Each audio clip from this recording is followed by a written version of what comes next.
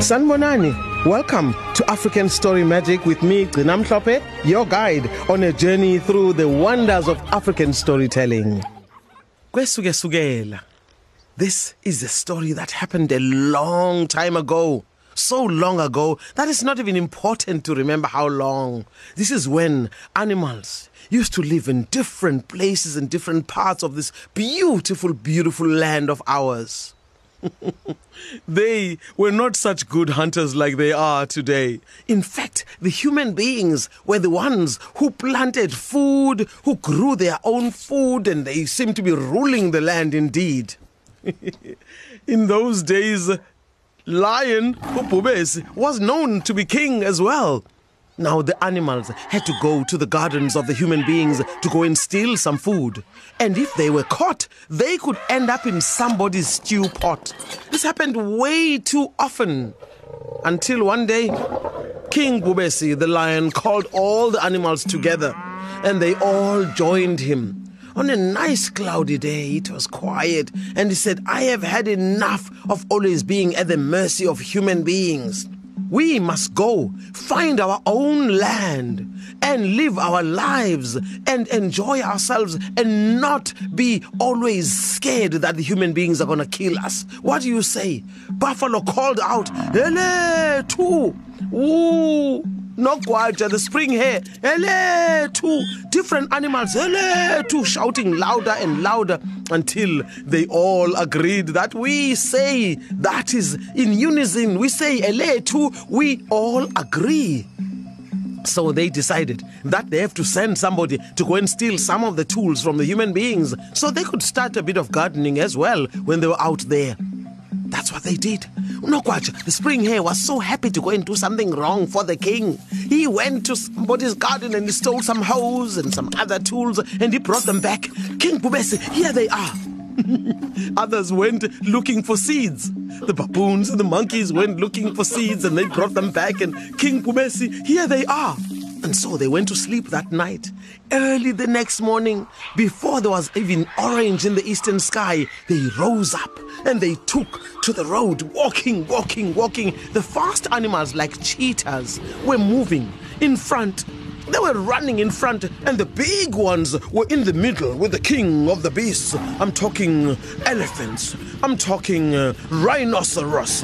I'm talking the big buffaloes. I'm talking all the giraffes, and all the big animals were in the middle. The small ones were catching up at the back, trying to reach everybody, catching up. And the very, very, very end was the tortoise. The tortoise was doing a slow walk, trying to reach everybody. Well, they walked, they rested a little bit, and they continued until finally, at the very end of the day, the cheetah called out, "King of the jungle, we've found a new land. It is our land, and there's nobody to bother us."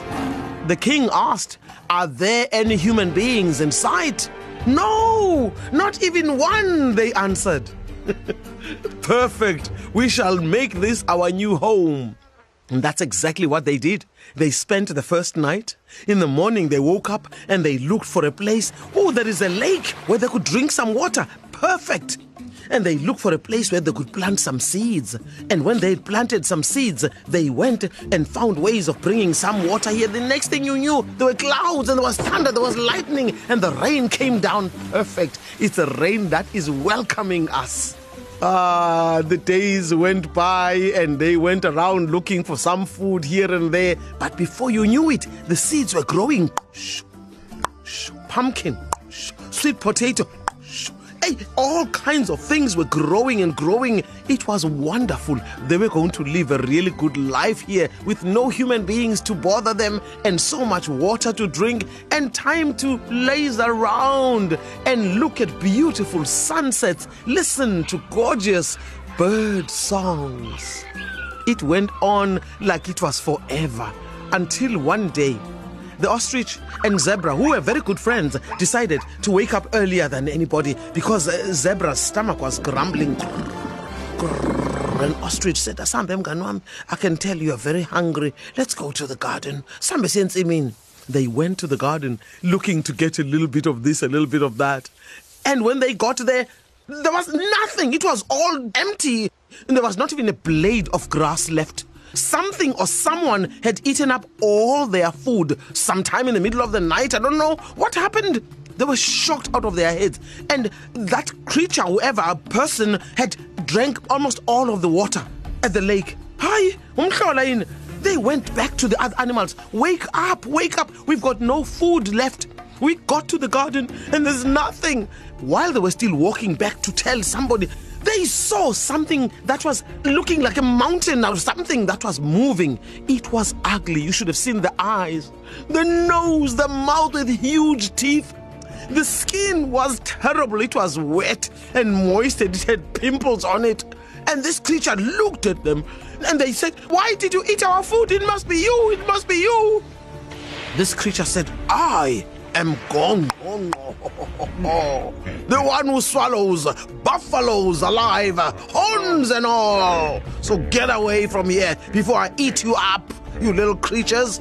They ran so fast, and the other animals heard the sound and they were so scared.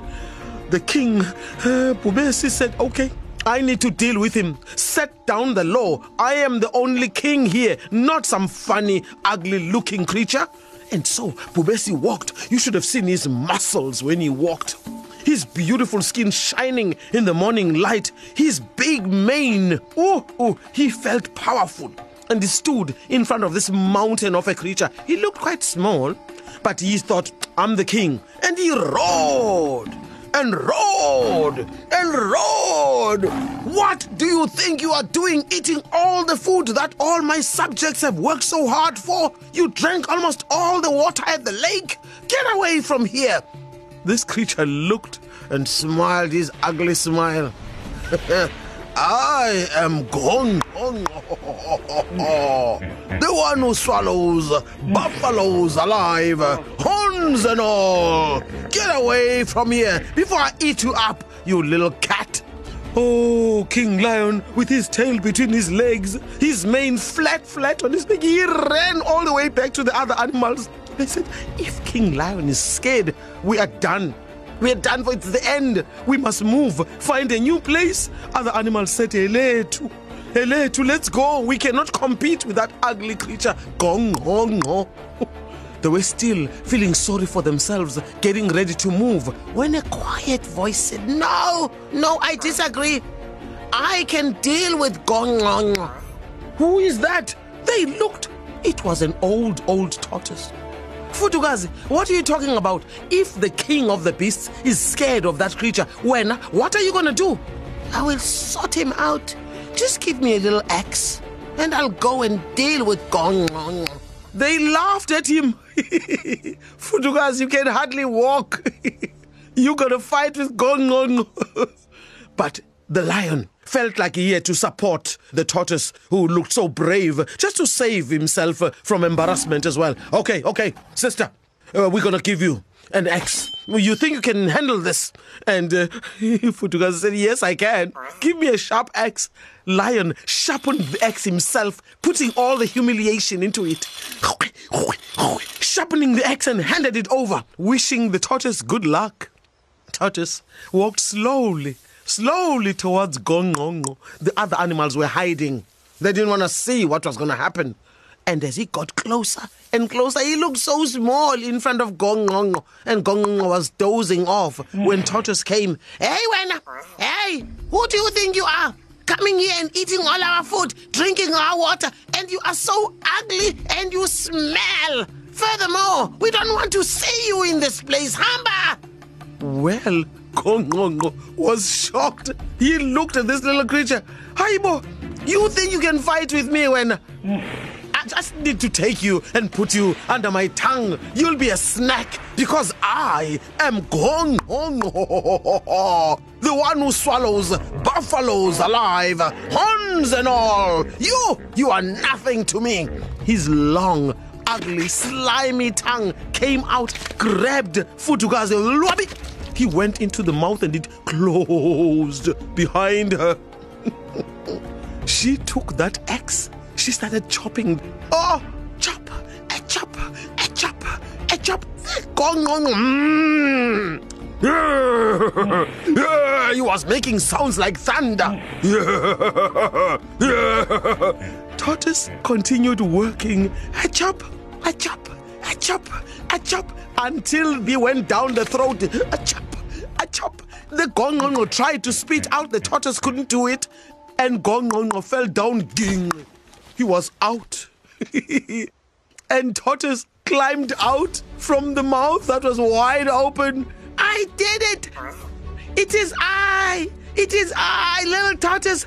Everybody shouted, Usebenzile Futukazi! You did well, Futukazi! You did well, old tortoise! We thank you! And Lion, oh, this is amazing! You are the wisest, cleverest creature of them all, except me, of course.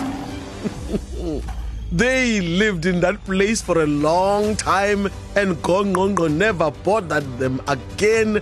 And Tortoise earned a lot of respect amongst many, many animals. Some called her Queen Mother Tortoise, others called her Wise Old Tortoise, Ufutukazi. That's where I rest my story. Share the magic with others. Find more stories in English and isiZulu on ecr.co.za under podcasts. Until next time, stay magical. I'm Dr Mhlophe.